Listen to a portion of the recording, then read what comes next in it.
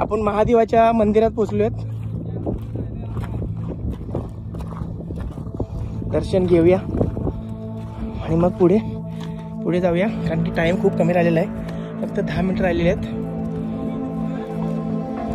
मस्त आलं एकदम हनुमानाचं मंदिर. एक मिनिट तर महादेवाचं मंदिर 1 मिनिट दाखवतो.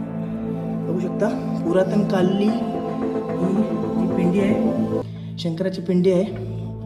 सर्व हे पुरातन कालीनची वस्तू आहे, पण इथे रेनोव्हेशन केलेलं आहे व्यवस्थित प्रकारे महादेव मंदिर. चला तर त्र्यंबक तलाव बघू शकता तुम्ही, छोटासा तलाव आहे. आधीच्या काळात हा पाणी प्यायचे लोक, आता पण पिऊ शकता, पण आता सध्या त्याची कंडिशन बॅड आहे. मासे वगैरे बघू शकता तुम्ही, हे बघा छोटे छोटे.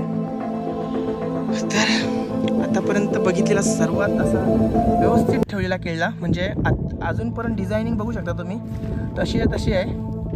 काय तोडफोड झालेली नाही इथे, उलट रेनोव्हेशन केलं इथे सर्व.